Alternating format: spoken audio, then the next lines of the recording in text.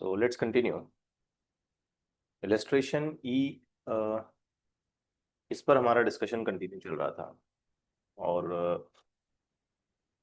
Illustration ई में हम force of buoyancy इस पर्टिकुलर बात कर रहे थे और इस कंसेप्ट से रिलेटेड हमने बहुत सारे बेसिक क्वेश्चंस, चाहे वो कंसेप्चुअल लेवल के हों या कुछ हद तक न्यूमेरिकल बेस्ड हों, इन पर डिस्कशन किया है।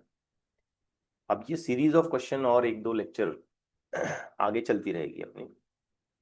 लास्ट लेक्चर में मैंने आपको ये होमवर्क दिया था और आंसर भी बता दिया गया था, तो आज हम इसका सबसे पहले डिस्कशन करते हैं और फिर फर्दर नंबर ऑफ क्वेश्चंस के साथ कंटिन्यू करें। ओके, देखो ये क्वेश्चन में कुछ इस तरीके से बताया गया है कि एक कंटेनर है, एक बीकर है और उसमें सर्टेन लेवल तक जो है वाटर फिल्ड है। ये वो लेवल है जहां तक वाटर फिल्ड है। अब इस पर एक आइस क्यूब फ्लोट करता है। आपको ये याद रखना चाहिए कि density of ice is always less as compared to the density of water. That is what the reason is कि आइस क्यूब हमेशा फ्लोट करता है। अब सिचुएशन ये बताई गई है कि if this ice cube melts then what will happen to the level of water. Level of water का क्या होगा? अब ये काफी सिंपल सी अंडरस्टैंडिंग है। एक तो थॉट प्रोसेस हमारा ये आता है कि अगर ये आइस क्यूब मेल्ट हो जाता है तो ये वाटर बन जाएगा, फिर वो water existing water of container में मिक्स हो जाएगा और वाटर का लेवल बढ़े। शायद हम ऐसे सोचने लग जाए, बट एक दूसरा और करेक्ट अप्रोच मैं आपको बताता हूं कि फिलहाल अगर ये आइस क्यूब फ्लोट कर रहा है तो ऑब्वियस बात है कि इस आइस क्यूब का जो वेट है, वेट वो फोर्स ऑफ बायोंसी से बैलेंस्ड है। फिलहाल की ये सिचुएशन है। तो बात तो ये है कि यहाँ पर जो भी बायोंसी फोर्स डेवलप हो रहा है वो आइस क्यूब के वेट को बैलेंस करता है। अब बायोंसी फोर्स कैसे आएगा? तो density of water volume inside into the factor of gravity. Weight हम कैसे लिखेंगे? तो आपको याद होगा वेट हम लोग लिखते हैं mg, है ना। ये जो वेट का फैक्टर होता है ये हम लोग लिखते हैं mg, और मास जो होता है वो होता है डेंसिटी इनटू वॉल्यूम। तो यहां पे हमें लिखना पड़ेगा weight as density of ice total volume into gravity. अब ये बात समझिए, टोटल वॉल्यूम लिखनी है हमें। वाटर जो वेट है उसका टोटल वॉल्यूम लिखना है हमें, क्योंकि हम यहाँ पे पूरे वेट ऑफ आइस को डिस्क्राइब कर रहे हैं। और जो बायोंसी फोर्स लिखा जाता है उसमें सिर्फ वॉल्यूम इनसाइड इतना ही लिखा जाएगा। नाउ विल फाइंड दैट कि ये जो जी फैक्टर्स हैं ये कैंसिल आउट हो गए और फ्लोटिंग कंडीशन में कितना आइस का वॉल्यूम इनसाइड है, अगर आप ये लिखना चाहो तो आपको लिखना पड़ेगा density of ice divided by density of water into the total volume. तो फिलहाल इस आइस क्यूब ने जो स्पेस, जो वॉल्यूम ऑक्यूपाई किया है लिक्विड के अंदर, ये वाली, ये जिसे मैं ग्रीन शेड कर रहा हूं, ये इतनी है। इस फॉर्मूले से बताई गई इतनी वॉल्यूम है। ठीक हो गई बात यहां तक? यस, यस और नो? Yes sir. अब इमेजिन करते हैं एक हाइपोथेटिकल सिचुएशन कि ये कंटेनर जैसा है वैसे है,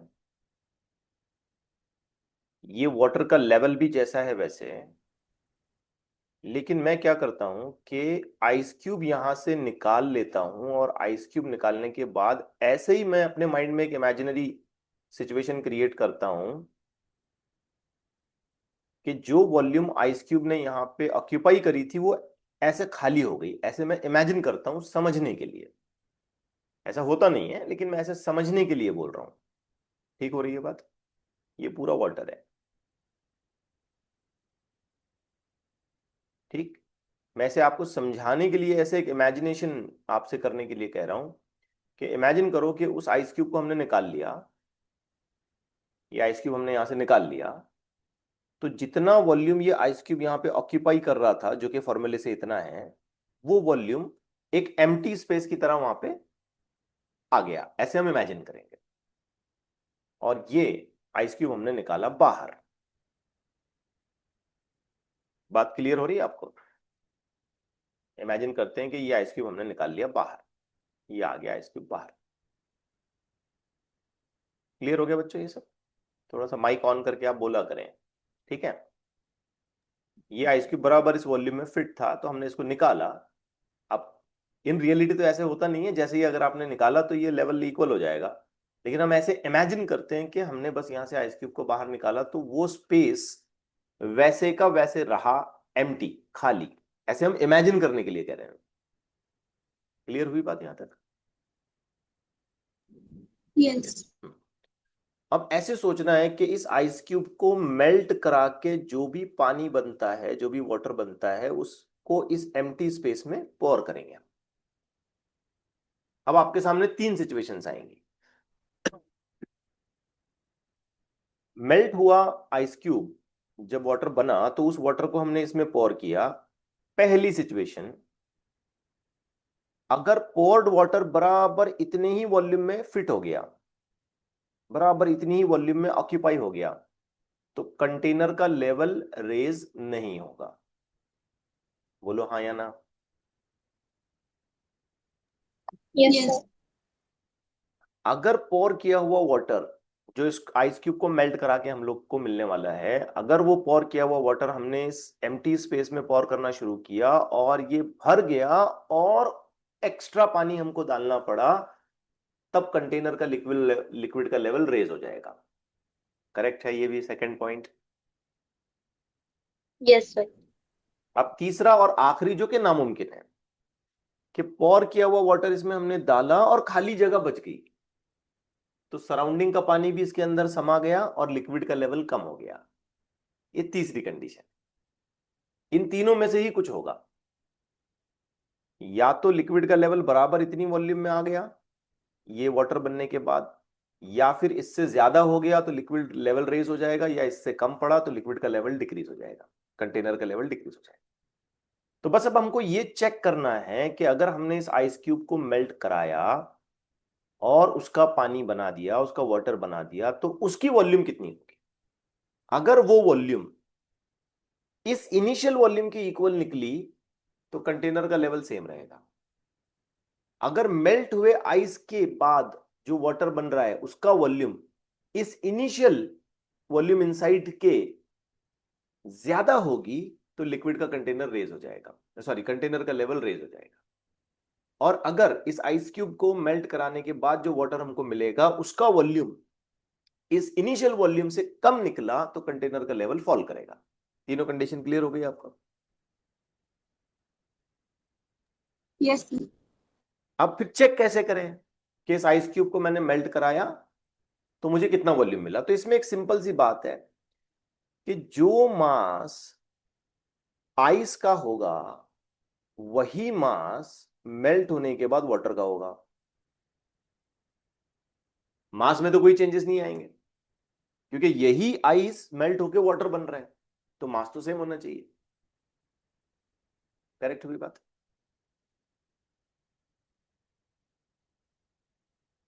है या नहीं?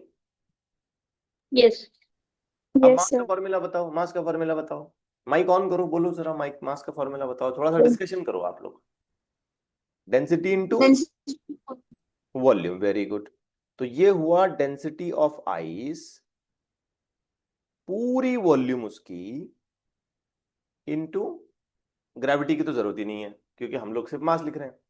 Density into volume should be equal to on the other side density of water into new volume of water which is going to come. यहां पे मुझे पूरी वॉल्यूम लेना पड़ेगा क्योंकि मैं पूरा ये वॉल्यूम आइस का मेल्ट करा रहा हूं। करेक्ट है? अब बच्चों अगर मैं इस इक्वेशन को रीअरेंज करता हूं तो मुझे वॉल्यूम ऑफ वाटर मिलता है density of ice divided by density of water into the total volume of ice cube.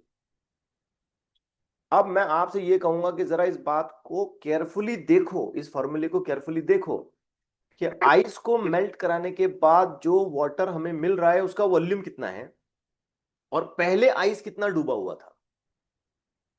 ये वॉल्यूम इनसाइड, पहले आइस कितना डूबा हुआ था, यही चीज है वॉल्यूम इनसाइड, ये जो जगह है ना, यही वॉल्यूम इनसाइड है। इसी जगह में हमको उस वाटर को फिल करना है।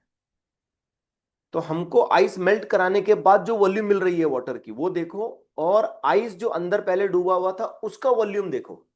फॉर्मूला कैसे मिला दोनों का? both are same. Both are same, very good. यानी कि इन दोनों को अगर मैं कंपेयर करता हूं तो मुझे पता चलता है दोनों सेम है, शाबाश। दोनों सेम है, इसका मतलब क्या है? इसका मतलब यही हुआ ना कि इस आइस को मेल्ट कराने के बाद जो पानी, जो वाटर मुझे मिलेगा, अगर वो मैं इस स्पेस के अंदर फिल करने लग जाऊं तो बराबर ऑक्यूपाई होगा। यही मतलब हुआ।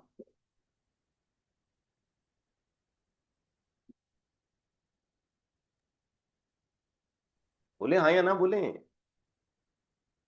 लेक्चर को Yes. Discussion Yes. Type Yes, रखें आप sir. लोग, प्रैक्टिस सेशन है ये, जितना आप बोलेंगे उतना आपको लर्निंग ज्यादा होगा।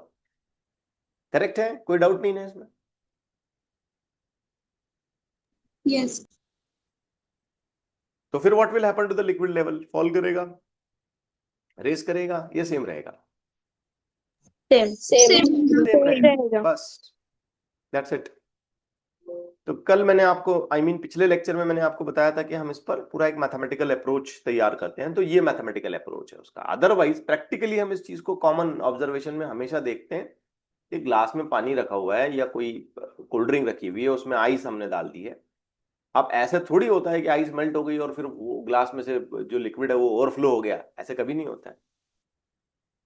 कॉमन ऑब्जर्वेशन है कि लेवल हमेशा सेम रहेगा, लेकिन ये उसका एक हमने मैथमेटिकल अप्रोच, एक प्रॉपर फॉर्मूला यहाँ पे बनाया। आइए नेक्स्ट क्वेश्चन की तरफ जाते हैं। देखिए, मैं आपको बार बार कहता हूं कि ये जो लेक्चर्स हम लोग लेते हैं ये डिस्कशन लेक्चर्स हैं, प्रैक्टिस लेक्चर्स हैं, ये practice questions, I mean to say. तो इसमें वन साइडेड नहीं होना चाहिए, आप लोग अपना कंट्रीब्यूशन दूसरी तरफ से देते रहें, क्वेश्चंस को अपने लेवल पर भी सॉल्व करने की कोशिश करें। Let's see the next question. और मैं ऐसा कोई नंबर फिक्स करके नहीं बैठता हूं कि भाई आज हमने 10 क्वेश्चंस करने ही हैं, 15 क्वेश्चन करने ही हैं, ऐसा कोई नंबर मैं फिक्स नहीं करता हूँ। जितने हुए उतने, 5, 10, 8, 3, 2, 1, जितने भी होंगे उतने हम करेंगे, धीरे धीरे हम सब्जेक्ट में आगे बढ़ते रहेंगे। Okay, now in this question, a metallic block of density 5 gram per centimeter cube and having a dimensions of 5 into 5 into 5। तो ये पूरी चीज जो है ना, ये 5 into 5 into 5, अगर ये मैं कंबाइनली देख लूँ ना बेटा, तो ये इसका वॉल्यूम हो जाएगा। ये पूरी चीज जो है ना उस मेटेलिक ब्लॉक की वॉल्यूम हो गई, और डेंसिटी हमको गिवन है। अब हमसे ये पूछ रहा है कि भाई एपरेंट वेट क्या होगा। ये तो बड़ा ही सिंपल सा क्वेश्चन है। ये लिक्विड है मान लो, इसमें कोई ब्लॉक इस तरीके से आ गया है। अब ये इस बात है कि इसका वेट जो है वो ऐसे नीचे आएगा, तो इस ब्लॉक पर एक फोर्स ऑफ बायोंसी ऊपर की तरफ जाएगा। तो जब कभी भी हम इसका एपरेंट वेट निकालेंगे, वेट एपरेंट, तो वो होगा इसका real weight minus force of buoyancy. ये पढ़ चुके हैं ना हम लोग थ्योरी में? यस। Yes, sir. अब ये देखो क्या होगा, ये हो जाएगा mg minus force of buoyancy होगा वाटर में लगाया हमने इसको, तो डेंसिटी ऑफ वाटर, जो भी वॉल्यूम होगा उसका वो, ठीक है। अगर हमने यहाँ फिलहाल क्वेश्चन में कुछ ऐसे कंडीशन नहीं दी है तो हम मानेंगे कि भाई पूरा का पूरा सबमर्ज्ड है, और आगे लिखेंगे हम लोग ग्रेविटी। ठीक। अब देखिए वेट कैसे लिखेंगे, तो वेट हो जाएगा डेंसिटी इनटू वॉल्यूम, तो हमें लिखना पड़ेगा density of block and then volume and gravity, density of water, volume and then gravity. तो कैलकुलेशन करते हैं, apparent weight is equal to, अब डेंसिटी ऑफ ब्लॉक है 5 इंटू वॉल्यूम देखें 5 into 5 into 5 into the factor of G, minus density of water कितना है भाई 1, into पूरा वॉल्यूम सबमर्ज है तो 5 इंटू 5 इंटू 5 इंटू जी।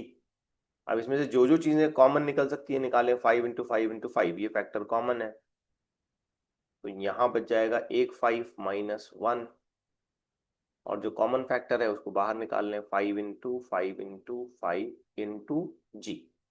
करेक्ट है ना, ये 1 2 3 5, यहां से 1 2 3 5 कॉमन ले लिए जी के साथ, यहाँ 5 बच गया, यहाँ 1 बच गया। कैलकुलेशन पूरा करें, 5 माइनस 1 कितना हुआ, 4 into 5 into 5 into 5 into the factor of g, और ये ग्राम फोर्स ऐसे हम लिख सकते हैं। तो by that way we can make a choice of option D as the correct answer. बहुत ही आसान है, मैं समझता हूँ, इसमें कोई खास बात नहीं है। ठीक हो गया? Yes. Yes. Yes. Yes. Okay, let's take the next. अब यहाँ थोड़े से क्वेश्चंस के अंदर ना अच्छा खासा डिस्कशन हमने करना है, समझना है क्वेश्चंस को।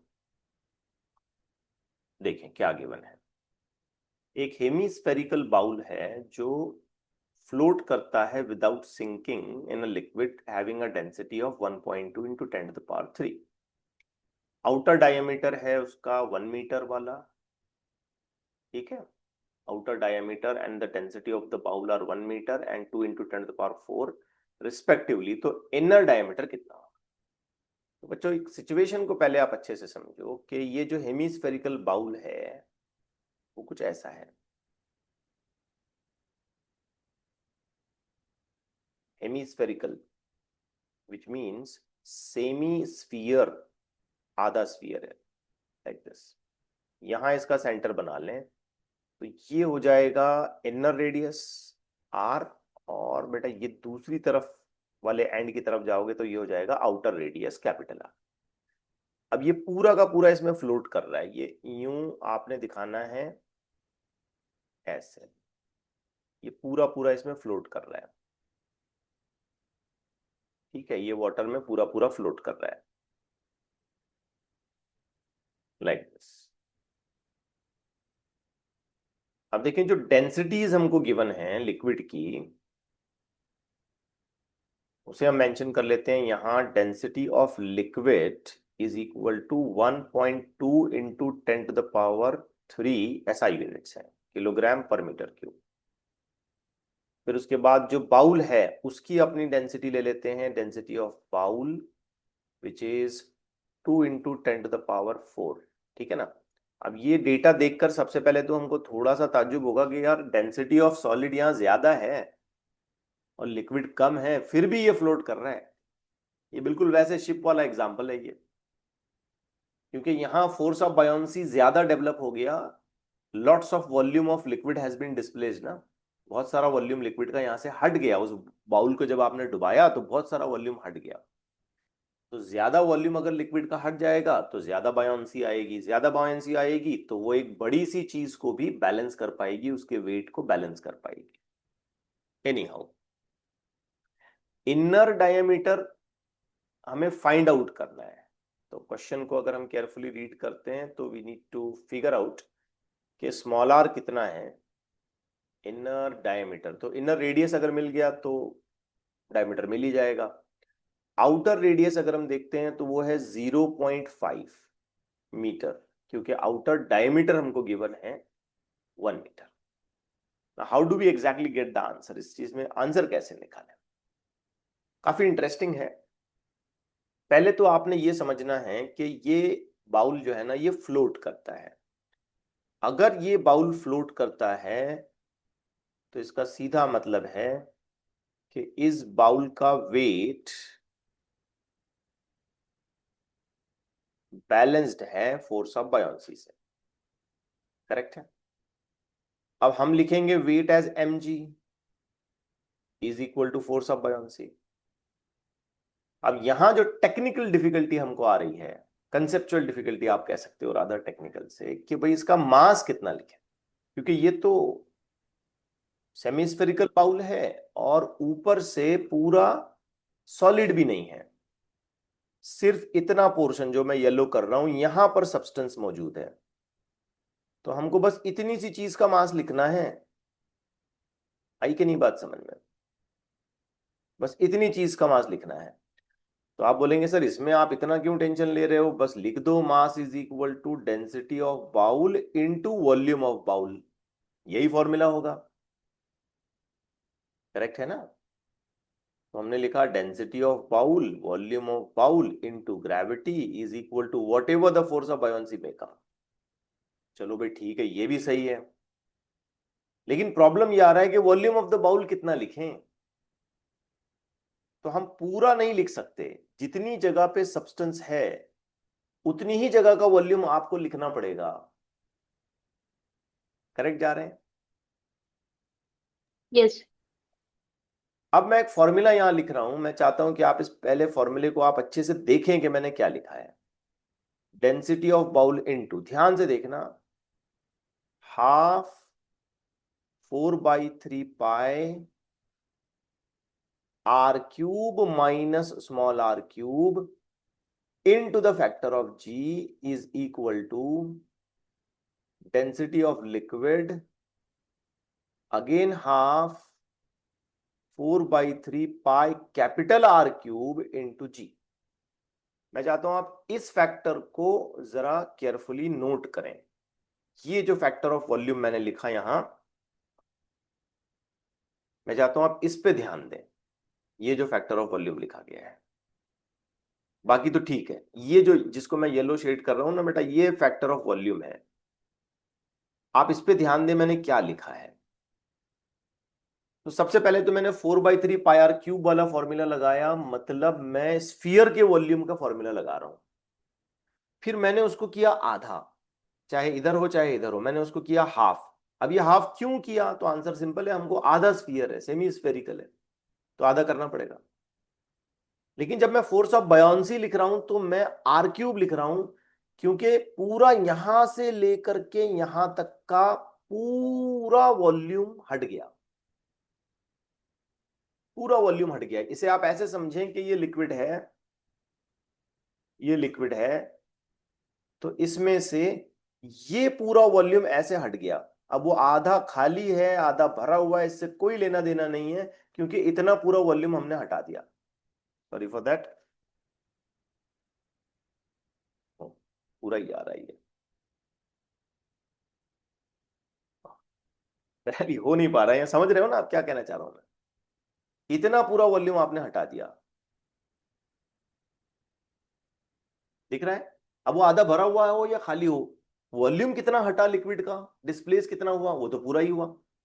इतना पूरा सेक्शन यहां से हट गया, इसलिए यहां पे हमने लिखा 4/3 पाई आर क्यूब, उसका हमने आधा कर दिया, हाफ कर दिया, क्योंकि सेमी स्फेरिकल है। ये कंसेप्ट क्लियर हुआ? यस। फिर अब इस तरफ आओ, इस तरफ यानी कि mg के सेक्शन में लिखते वक्त हमने वॉल्यूम में एक और छोटा सा चेंज किया, हमने बोला R cube minus R cube, यानी कि हम सिर्फ उतनी ही जगह का वॉल्यूम लिख रहे हैं जहां सब्सटेंस है। अब सब्सटेंस कहां है?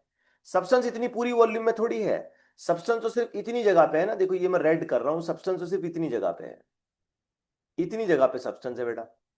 तो आप क्या कर रहे हो पता है, ये पूरा वॉल्यूम आपने अगर लिखा तो आप लिखोगे 4/3 pi R cube, capital R cube, उसमें से स्मॉल आर वाला पोर्शन माइनस करोगे तो ये बचा हुआ नीचे का पोर्शन आपको वॉल्यूम में मिल जाएगा। करेक्ट है?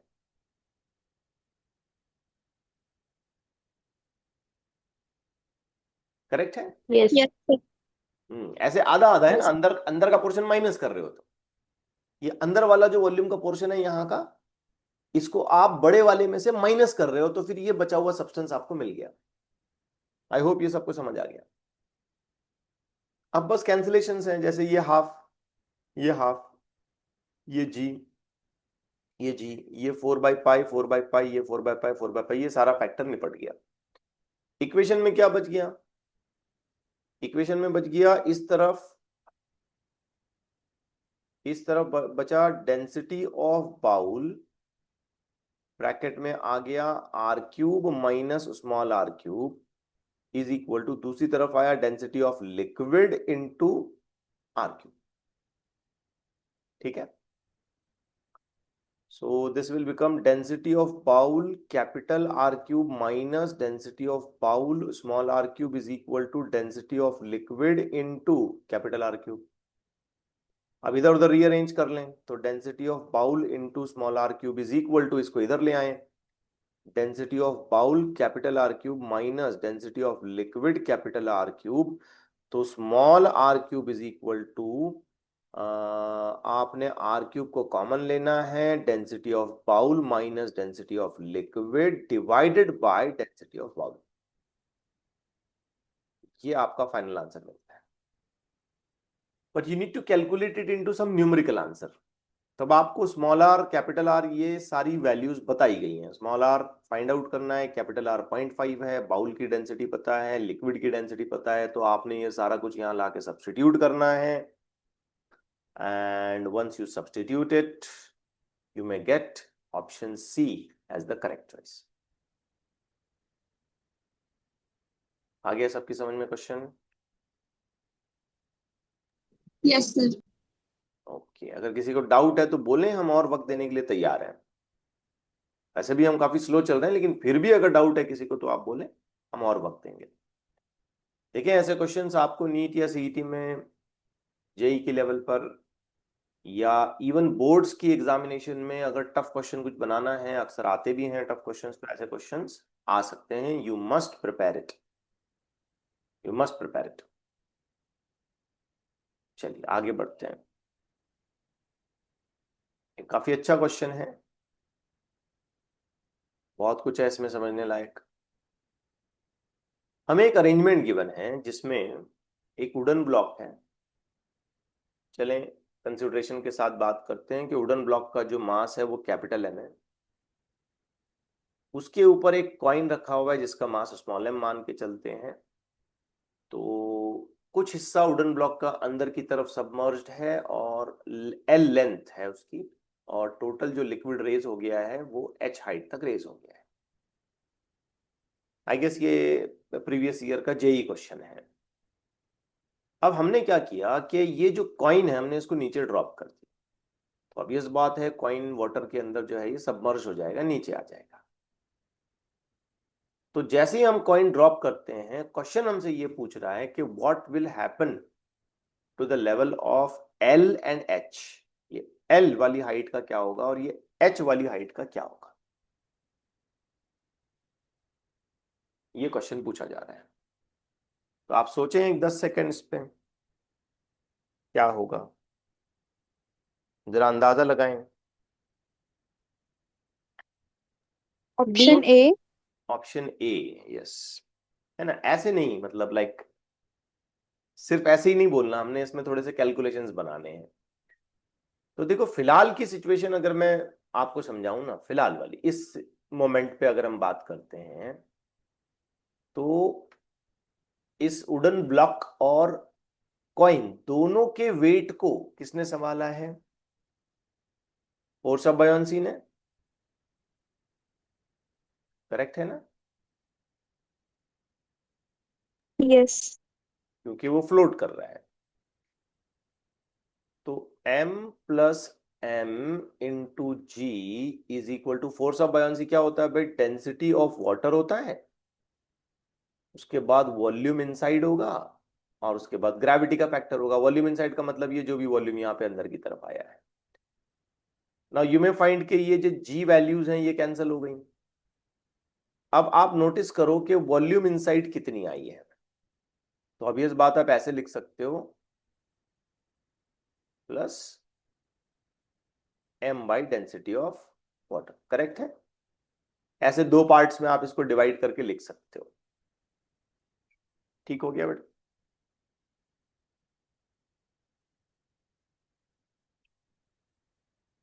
ठीक हो गया? यस। इसे मैं कॉल करता हूं सिचुएशन 1। ये रेड से लगा दिया मैंने, वॉल्यूम इनसाइड ऑन सिचुएशन 1। अब इमेजिन करो कि ये कॉइन जो है ये अंदर ड्रॉप हुआ और यहां नीचे आके बैठ गया, या नीचे आके बैठ गया। अब अगर ये कॉइन अंदर की तरफ ड्रॉप हो गया और फिर वो वहां नीचे आके बैठ गया, तो इस सिचुएशन में ये सिलेंडर तो अकेला हो गया। करेक्ट है? सिलेंडर अकेला हो गया।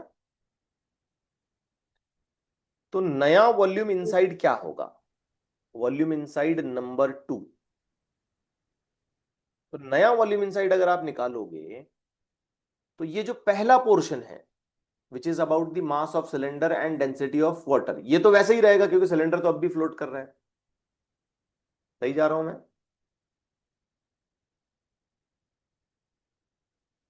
सही जा रहा हूं? ये पहला पोर्शन यही बता रहा है ना, ये वॉल्यूम इनसाइड जो अंदर है उसका फर्स्ट पार्ट तो यही है ना, mass of cylinder divide by density of water. ये तो अभी भी फ्लोट कर रहा है, तो इस पर तो अभी भी वही कंडीशन है, सिर्फ कॉइन हट गया था। सही जा रहा हूं मैं? यस।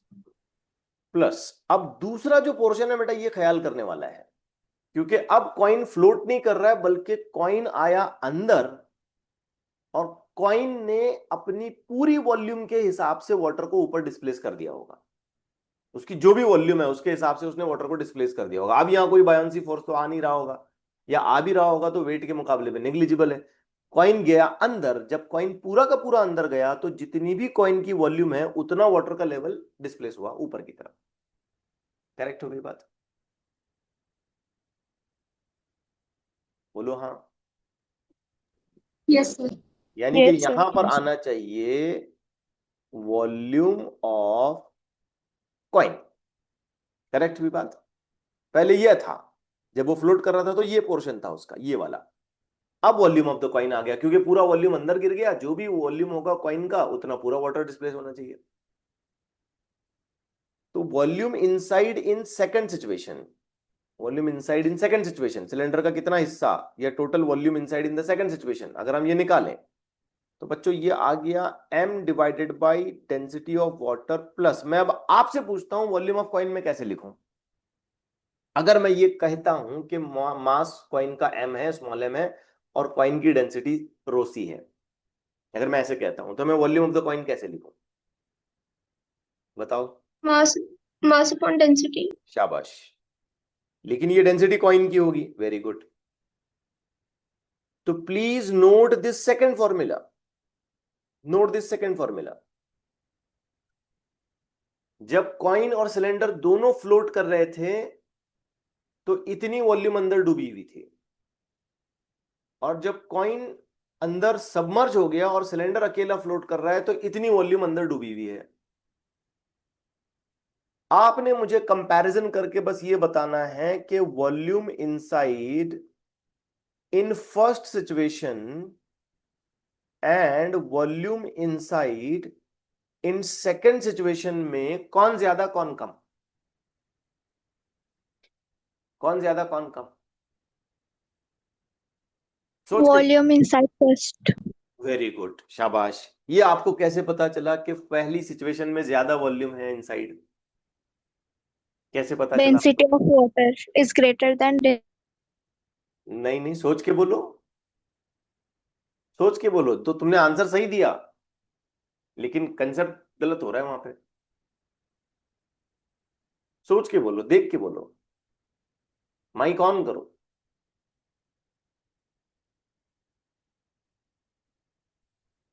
जिसको आ रहा है वो बोले।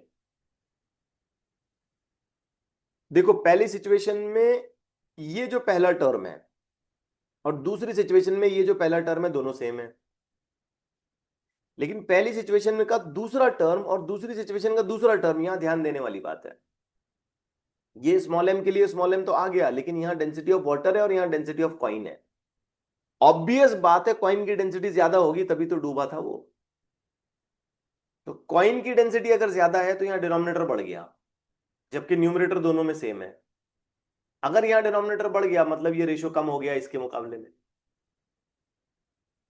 अब बताओ कौन सी वॉल्यूम ज्यादा है, पहली वाली या दूसरी वाली? पहली वाली। पहली वाली ज्यादा है, बिल्कुल सही। लेकिन समझ आ गया ना क्यों?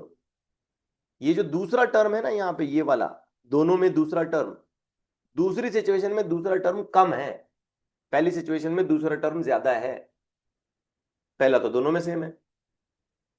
आई होप समझ रहे हैं आप बात को। Yes sir. तो volume inside in first situation is greater as compare to volume inside the second situation. No point to be noted. अगर पहली सिचुएशन में वॉल्यूम ज्यादा थी तो पहली सिचुएशन में लेंथ भी ज्यादा रही होगी। सोचें, length in first situation must be greater then in length in second situation. सोचें, करेक्ट है ना, क्योंकि अगर वॉल्यूम इनसाइड पहले ज्यादा थी तो ये एल ज्यादा अंदर डूबा होगा। यस। अब दूसरा लॉजिक पर लगाना है, अगर ये लेंथ अंदर ज्यादा डूबी तो हाइट ज्यादा जाएगा, और अगर ये लेंथ अंदर कम डूबी तो हाइट कम जाएगी। Correct. Yes.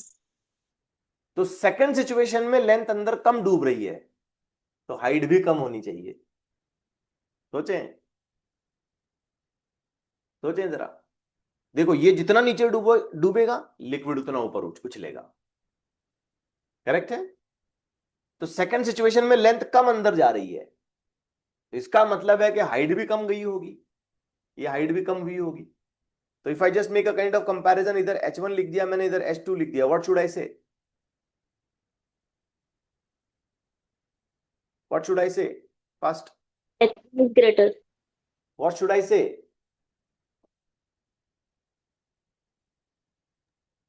H1 is greater than H2. H1 is greater than H2, बराबर है, बिल्कुल सही है, क्योंकि अगर L1 ज्यादा है तो ये ज्यादा डूबा, अगर ये ज्यादा डूबा तो लिक्विड का लेवल ज्यादा रेज हुआ। Common sense.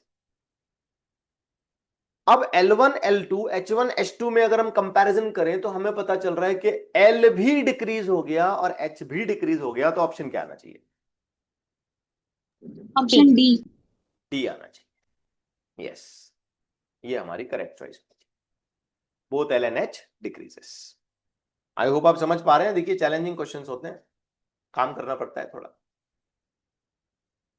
तो ठीक है, आज के लिए इतना काफी है, यहाँ पे हम रुक जाते हैं। जो भी आपको पढ़ाया जा रहा है इसमें अच्छे से एंगेज हों, ठीक से पढ़ें, रिवाइज करें, प्रैक्टिस करें, जो असाइनमेंट आपको दिए गए हैं उस पर अच्छे से काम करें।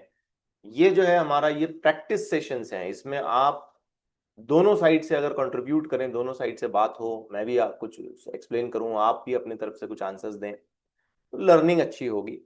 ठीक है, तो दोनों साइड से चीजें चलती रहनी चाहिए, इसलिए अच्छी तैयारी करके बैठें, पूरी फॉर्मूलीज की जो कंडीशंस हैं, जो थियोरी है, वो पार्ट याद कर लें, तो आपको इसका बहुत ज्यादा फायदा होगा। ठीक है, रुक जाते हैं।